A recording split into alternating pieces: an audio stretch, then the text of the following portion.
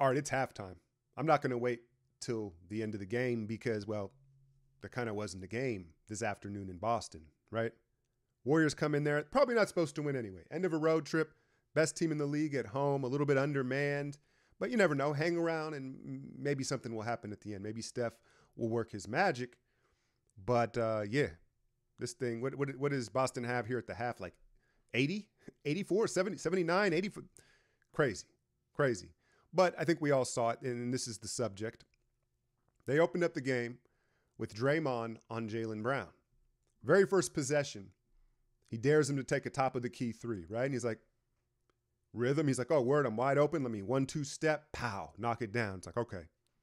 Dared him once, but, okay. A couple possessions later, corner three, Draymond, not even a hand, just looks at him. Cash, right? I think he gets a little midi. I think before the corner three, he got a midi, right? And it was like, oh, he's made two. Okay. Now, ball gets swung to him in the corner, and Draymond just looks at him, lets him cash another one. He cashes another one. You're like, whoa, that's three. Like timeout, rotate, da-da-da. And now he's hot, right? He's hit 3 or 4 shots, and Draymond's in a predicament. But Draymond wanting to have, some sort of pissing contest with Jalen Green early on in the game. Now he's just taking a step. He's like stunting on him. He's like, I might come now. Like I might. You've got 10. I might guard you. And at this point, again, Jalen's rolling, and now he's jab stepping Draymond, and he's like up, and he's got him like kind of irking and jerking. Pause. And that was it, right? That was it. We were already behind the 8 ball in this scenario on the road. And once it opened up with I think probably a career high in a first quarter for Jaylen Brown, it just opened the floodgates.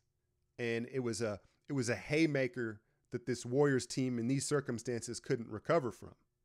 Now, I'm sure that was discussed as part of the game plan going into this. Before the tip-off, it was like, hey, okay, Draymond, whether Draymond came up with it or the coaching staff or it was a collaborative effort, I'm sure they went into it understanding he was going to do that at times, right? But he took it too far, right? Because again, it became an ego thing after 2 or 3 shots. It was like playing chicken, right? Who's going to blink first? And it just allowed Jaylen Brown to obviously gets hot. And we already were at a deficit headed into the game, right? And you see, I'm a little bit worked up, but here's the thing, because I'm sure the strategy post-game will be, what we thought we could do was get Jalen to be a high volume shooter, right? And then he's inefficient. And at the same time, it takes shots away from Tatum, right? That's what it would sound like on paper, right? It's like, that's the game plan. But here's the thing. Jaylen Brown, you can force him into taking tough shots and being inefficient, right? But we invited him to take easy shots. That there's like a huge separator in understanding of what you're trying to do. Yeah, you want Jaylen Brown to be inefficient and kind of, let him try to dribble and create off the dribble. But when you disrespect him by that much, because you're not going to break Jaylen Brown's mind. You're not going to rattle his confidence. It's forcing him into fundamental bad shots. And he's like, oh, you're just going to do this? A little 1-2 step, a little hop. Oh, now I'm hitting you with a jab. All that rhythm.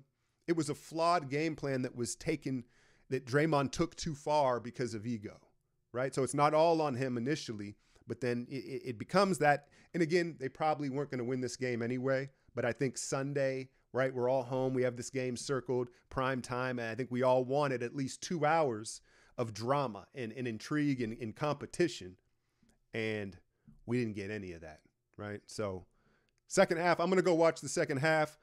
Enter the Usman Garuba era. Now, he's not even in uniform, right? That's the problem. You assume they're going to pull the starters here.